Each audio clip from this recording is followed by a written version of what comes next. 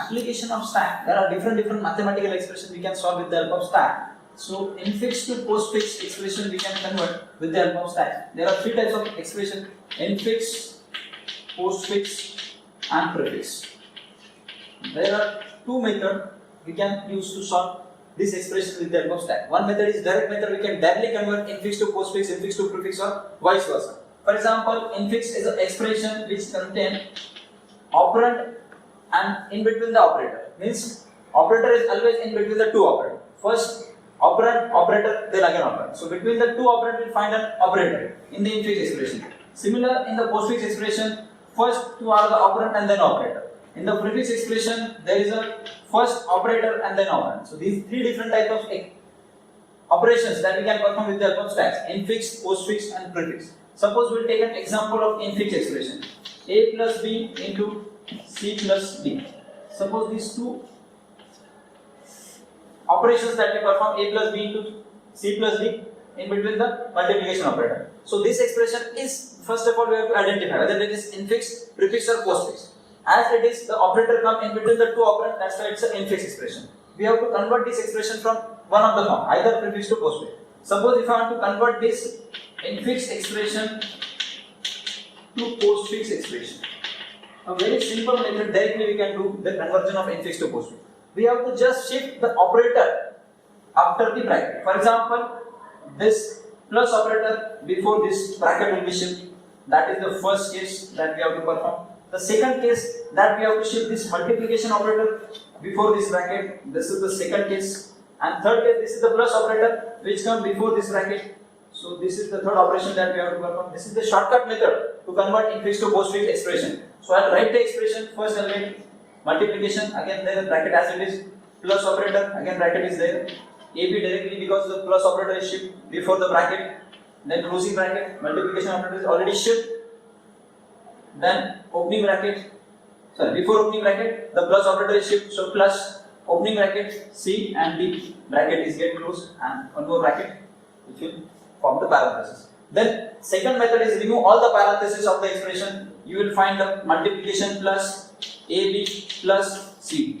So this is a conversion of infix expression to postfix directly without applying any different method. This is the very shortcut method that we can convert infix to postfix expression. Just we have to shift the bracket operator before the bracket. In the every expression we have to follow the sequence. The only parameter to check that all the operations should be parenthesis. If it is not parenthesis, we will have to do the parenthesis. Otherwise, the expression cannot be converted from infix to postfix. Now we need to discuss the various applications of stack.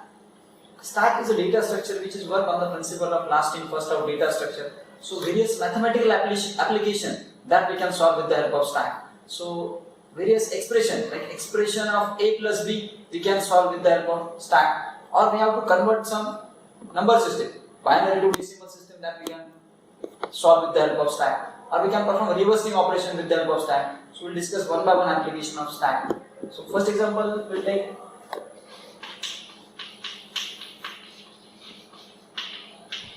application of stack. And that conversion of decimal to binary. So we know that we have to follow certain system to convert the decimal to binary number.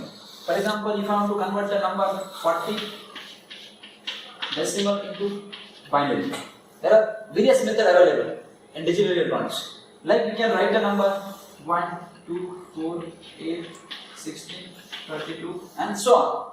And at the end, we can write this is the actual conversion of 40 in digital electronics. The same thing we have to do with the help of stack, because we have to pick the number in the reverse order. That's why we can convert. Let it be 40 is a number.